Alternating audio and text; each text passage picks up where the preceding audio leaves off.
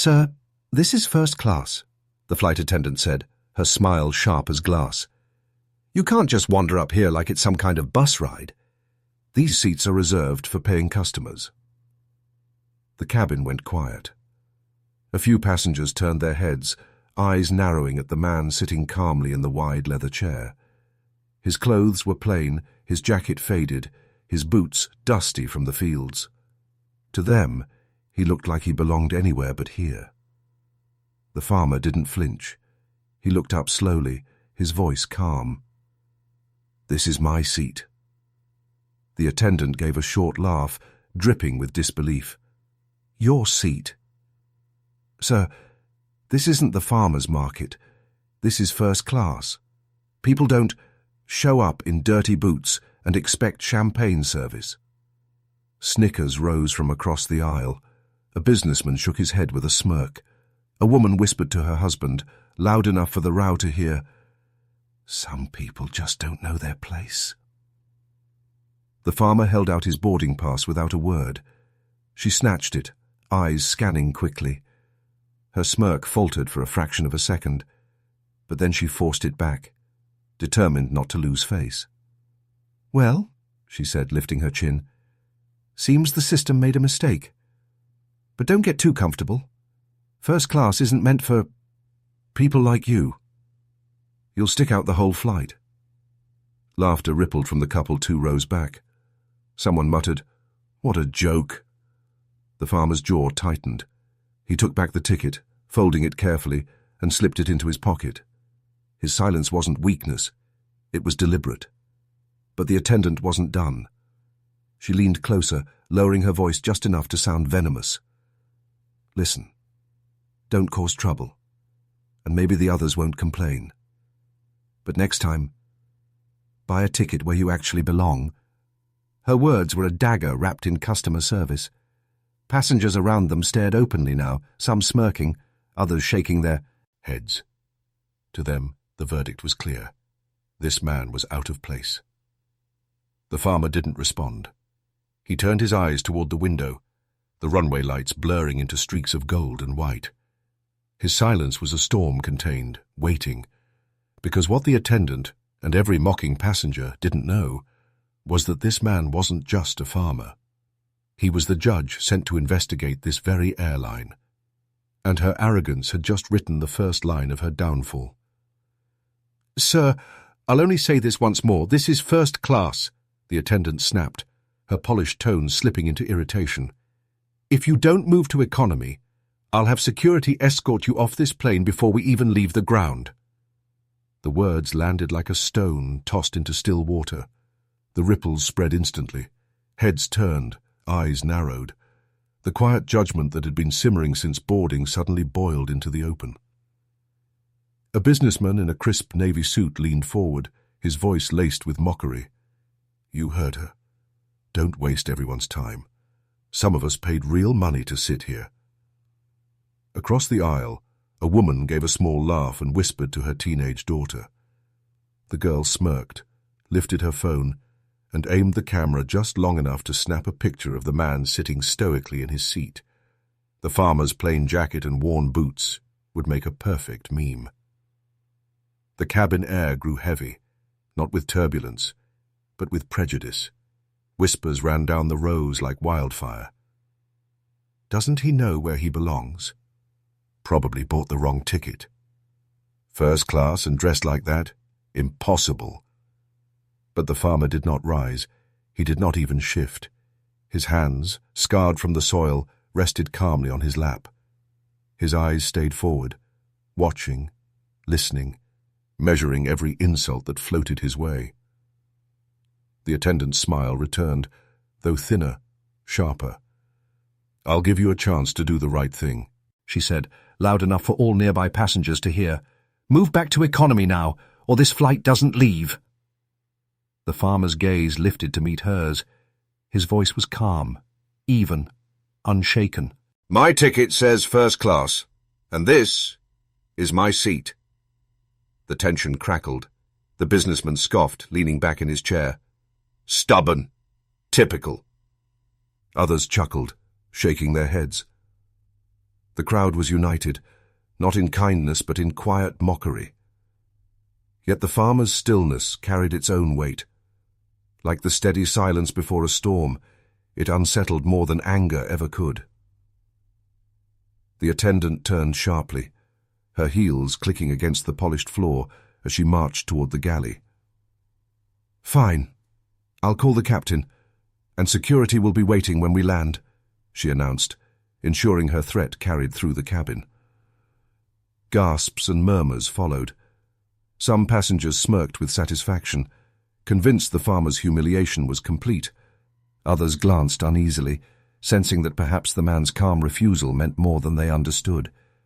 But the farmer never wavered. His silence spoke louder than all the jeers combined. Behind that silence, something waited, a truth hidden in plain sight. Because while the cabin saw a farmer stubbornly clinging to a seat, they had no idea they were watching a judge testing every soul on board.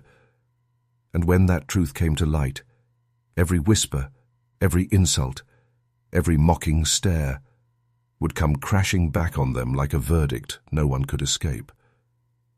The passengers saw only a farmer, but behind the calm face and calloused hands was a history far more powerful than anyone on that plane could imagine.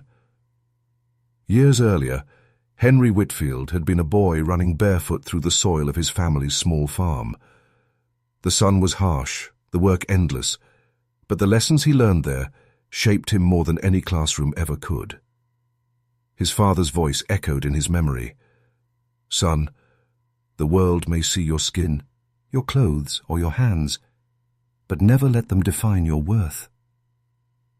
By day, he harvested crops. By night, he studied under a dim lamp. Books stack, head high on the kitchen table. While others doubted, he pushed forward. Teachers whispered that a farmer's child could never rise beyond the fields. Henry proved them wrong, scholarship by scholarship, trial by trial. The road was not easy. He faced closed doors, condescending stares, and the quiet cruelty of people who assumed his place in life had already been decided. Yet every insult became fuel. Every setback became a stepping stone. Years later, the same hands once blistered from ploughing fields signed rulings from the bench of a federal courtroom. Those hands now carried the authority to change lives. Henry Whitfield, the farmer's son, had become Judge Whitfield, a man known for his sharp mind, unshakable fairness, and unwillingness to bend under pressure. And this flight was no ordinary journey. He had booked this first-class ticket under his old farmer's attire on purpose. For months, complaints had flooded his desk. Letters, affidavits, sworn testimonies from passengers who claimed this airline treated people differently based on how they looked, how they dressed, or the color of their skin. Most of those complaints were dismissed by the company as misunderstandings. But Judge Whitfield didn't believe in coincidences. He believed in evidence, and tonight he was gathering it himself. Sitting quietly in that leather seat, he was more than a passenger. He was a man testing the truth of the accusations with his very presence. Every smirk from the businessman, every whisper from the couple, every insult from the flight attendant, they weren't just acts of arrogance, they were evidence.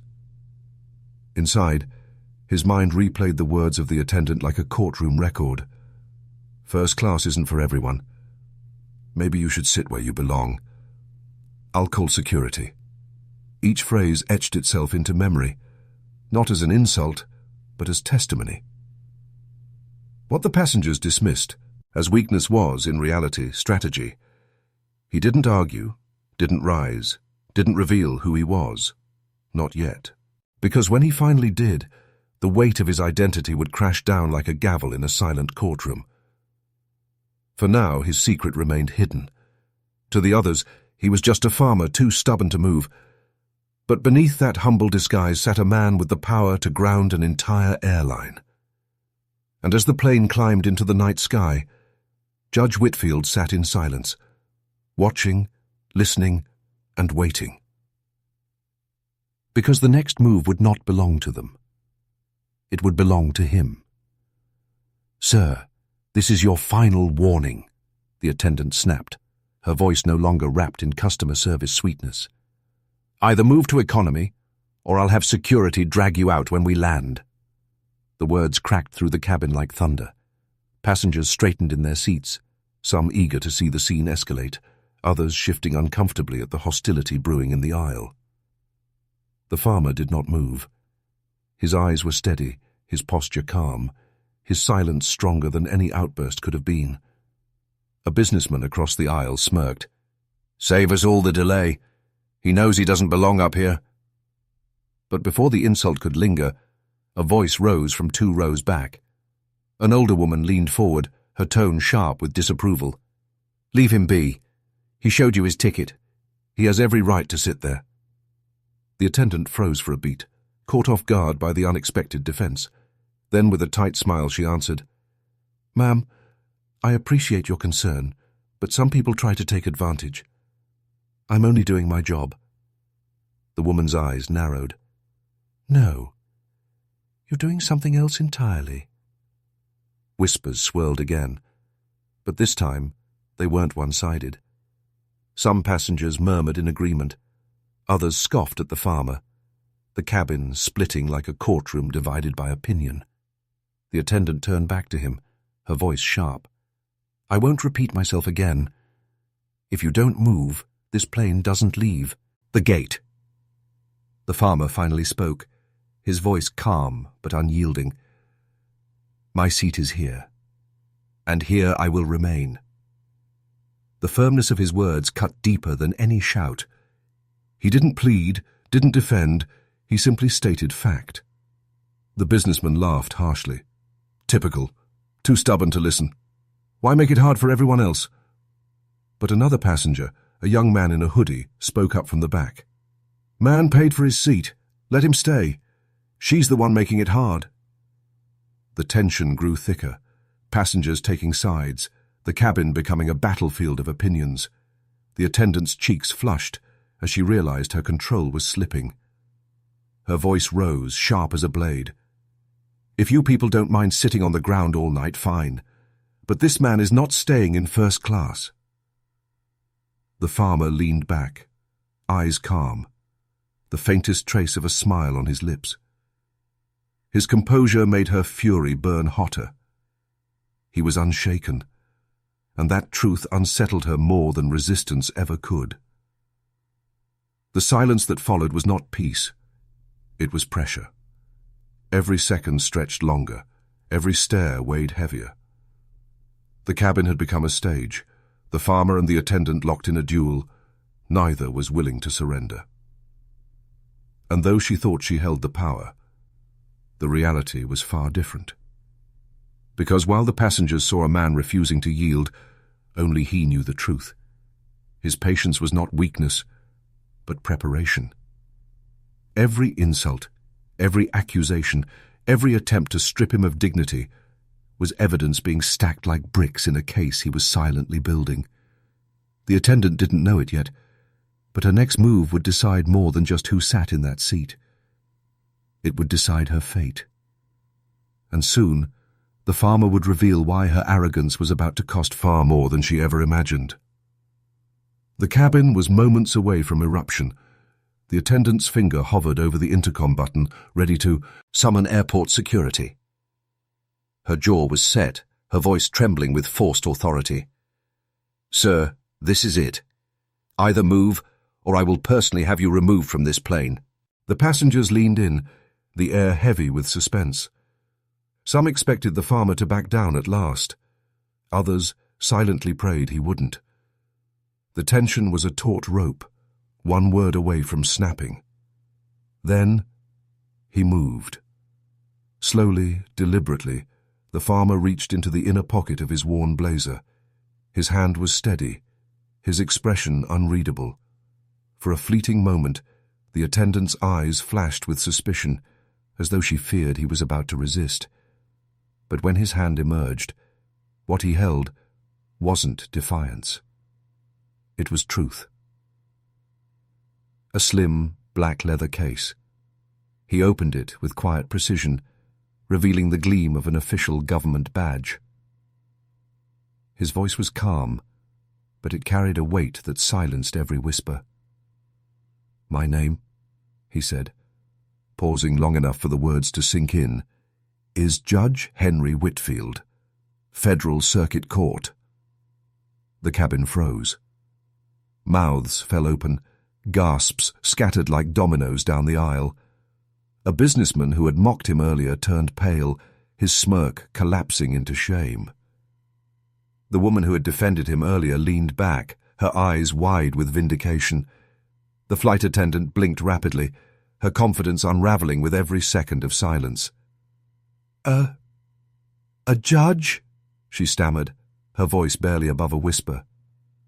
Henry didn't answer with words. He simply held her gaze, the badge glinting in his hand, the truth undeniable. The power dynamic had shifted in an instant. Where moments ago she towered with authority, now she stood exposed, stripped of control. Passengers began murmuring, this time not with ridicule but with awe. "He's a judge. She mocked a federal judge. Lord have mercy." The attendant's face drained of color. Her voice cracked, desperate to patch the hole she had torn. I didn't know, sir. It was just procedure." But Henry raised his hand, silencing her without a word. The gesture wasn't harsh. It was final. For the first time, once the standoff began, he leaned forward, his tone edged with steel. "Respect should never depend on knowing someone's title. It should come because every passenger here, no matter who they are, deserves dignity." The words echoed through the cabin like a gavel striking wood. Some nodded, some lowered their heads, but no one dared to interrupt. The attendant stood frozen, caught between shame and fear, while the the judge, placed his badge back into his pocket with the same composure he'd carried all along. The clash was over. The verdict, unspoken yet undeniable, had been delivered. But what none of them realized was that this was only the beginning. Because Judge Whitfield wasn't just here to claim his seat, he was here to watch, to listen, and to decide what justice would mean at 30,000 feet. The cabin still buzzed with the shock of revelation. Judge Henry Whitfield's badge had silenced every whisper, every sneer. But silence was not the end. It was the opening for something far heavier. He leaned back in his seat, composed yet commanding. His eyes swept across the cabin, lingering not only on the shaken flight attendant, but also on the passengers who had laughed, mocked, or looked away. His voice, when it came, was calm, but it carried the weight of a gavel striking. "Do you know why I booked this seat?" he asked, his gaze locking on the trembling attendant. No one answered. Henry's tone sharpened, not with anger, but with undeniable authority. It wasn't luxury. It wasn't comfort. It was purpose. I came here to see, up close, how ordinary men and women are treated when they don't look like privilege. A murmur rippled through the rows. Some shifted uneasily. Others looked at him with newfound respect. He continued, his words deliberate, each syllable heavy with truth. "I have read countless complaints about discrimination on flights like this. Passengers who said they were humiliated, degraded, treated as if their ticket bought them less humanity. Today, I chose to live their story. And you," he paused, eyes piercing into the attendant, "you proved them right." The attendant's lips parted, searching for defense, but none came. Henry didn't raise his voice. He didn't need to. His restraint was sharper than any outburst. Respect is not a gift to be handed out when you approve of someone's appearance. It is a right.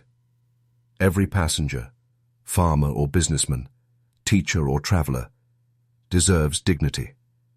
When you strip that away, you strip away the very trust that keeps this system alive. Gasps gave way to silence again. Even the hum of the engines seemed distant, as though the plane itself bowed to his words. A man in the second row, who had earlier muttered about farmers not belonging in first class, lowered his head, shame colouring his cheeks. A woman near the aisle whispered softly, "He's right." Henry's gaze returned to the attendant, whose hands now trembled at her sides.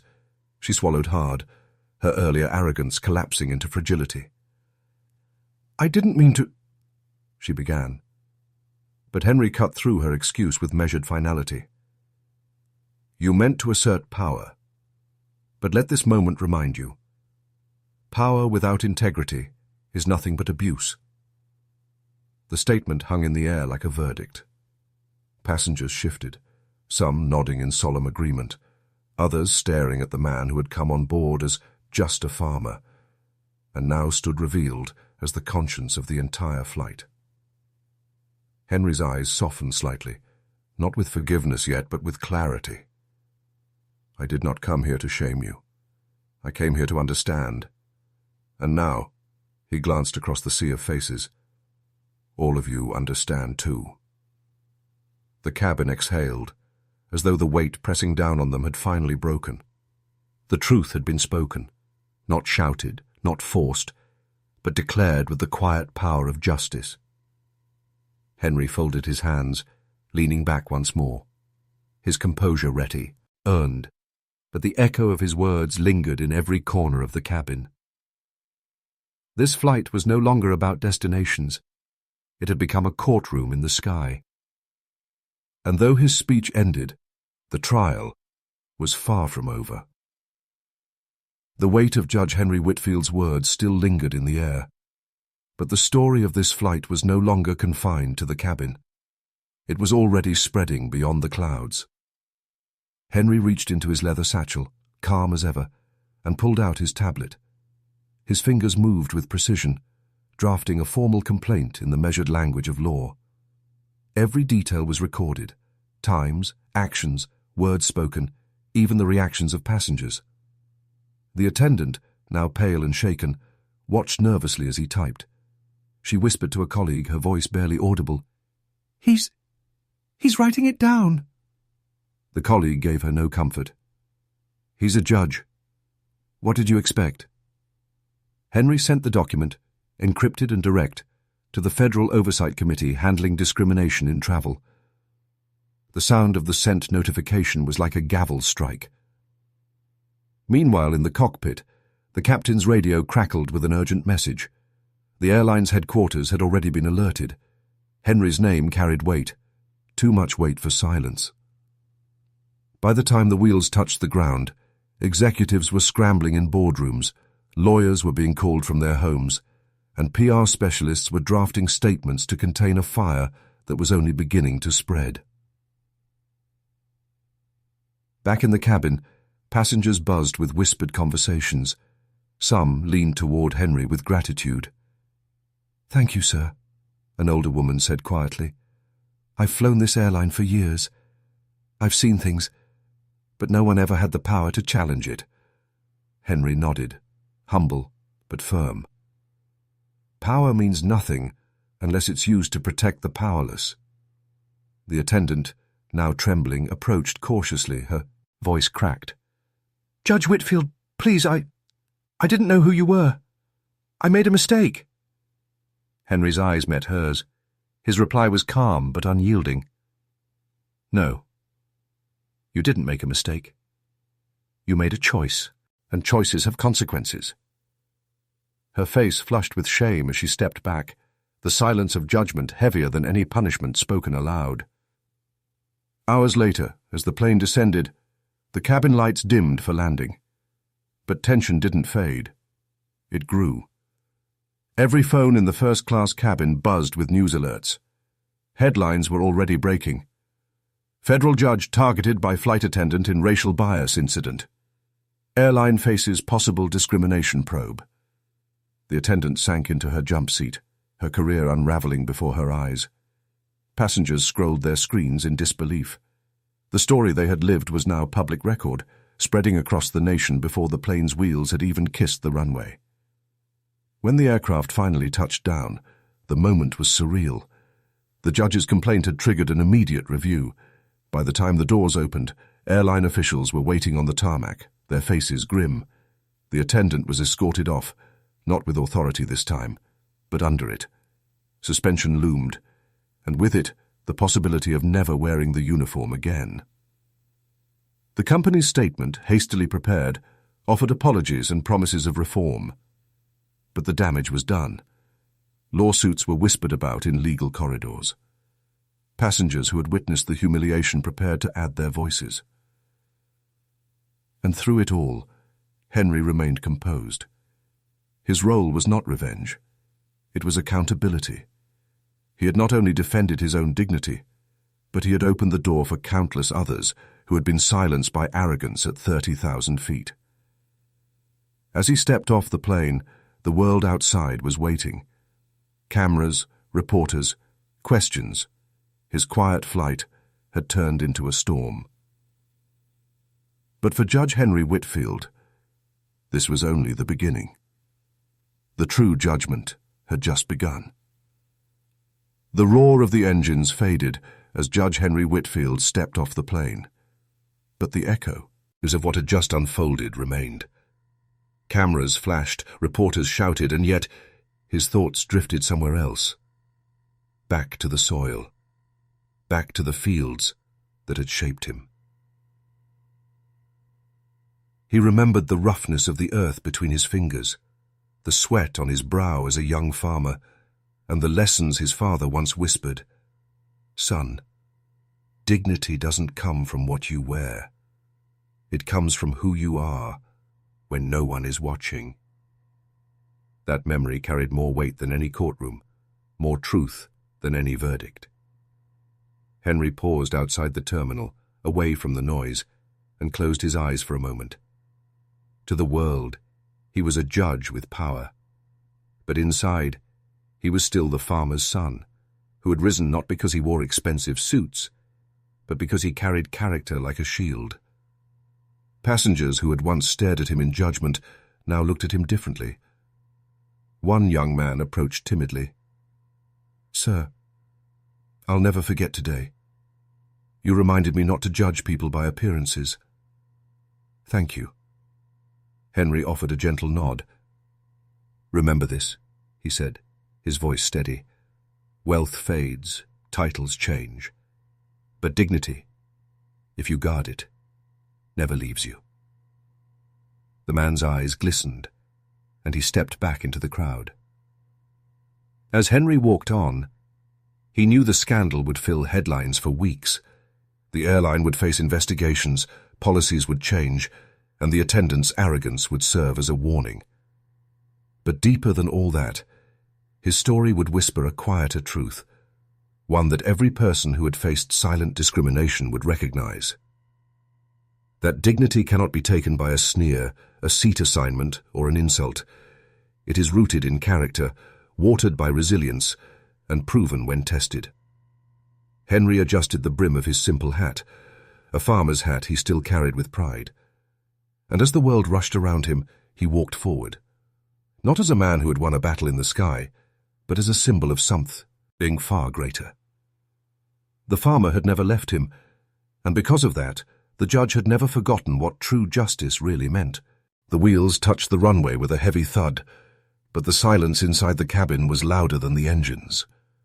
What began as whispers of mockery had shifted into a silence of shame. The very passengers who had sneered at the farmer in first class now kept their heads low, avoiding the man's gaze, as if his presence itself reflected their guilt. Judge Henry Whitfield sat tall, not out of pride, but with the quiet dignity that had carried him through every storm of his life. He didn't need their respect. It came naturally, once truth had spoken for him. The flight attendant, pale and hollow-eyed, fumbled with her notes, pretending to be busy as the aircraft taxied toward the gate. But everyone could see her shaking hands. She had mocked him as if he were beneath her, and now she was the one who felt small. A middle-aged man across the aisle leaned forward slightly, his voice a low murmur. Sir, I misjudged you. I judged you too quickly. I'm sorry. Henry turned his head, his eyes calm, steady. "The apology doesn't belong to me," he replied softly. "It belongs to those who face this every day, without a title to protect them." The words pierced deeper than any rebuke. The man nodded slowly, guilt heavy on his face, and sank back into his seat. As the seatbelt sign dinged off, passengers rose with an unusual restraint. Normally, there would be a rush, a scramble for overhead bags. But today, there was none. People moved slower, glancing toward Henry with an unspoken respect. He had said little, yet the lesson weighed on every heart. When he stood, his simple jacket caught the cabin lights. He wasn't dressed in wealth or power, just the attire of a man rooted in the soil. And yet, in that moment, he was the most commanding figure in the room. The young flight attendant trainee, who had watched everything unfold in silence, stepped forward nervously. Her voice trembled, and as she spoke, "Sir, I want you to know, I'll never forget what happened today. I'll never look at people the same way again." Henry gave her a faint smile. "Good. Then at least this flight won't have been wasted." With that, he reached for his worn leather satchel, the same one he carried on farms, in courtrooms, and now on planes. It wasn't the bag that mattered. It was the weight of what he carried inside. Integrity, earned through a lifetime of struggle and triumph. As he walked down the aisle, every eye followed him. No one dared laugh now. No one dared question his place. They had learned the hardest way possible that dignity doesn't come with a seat assignment. The cabin door opened. The air of the terminal swept in, carrying with it the hum of a world already buzzing with the story of this flight. And as Judge Henry Whitfield stepped through, he left behind not just a plane full of passengers, but a timeless reminder etched into their hearts. Never judge a book by its cover. For sometimes, the man you dismiss as a farmer may be the very judge holding your future in his hands.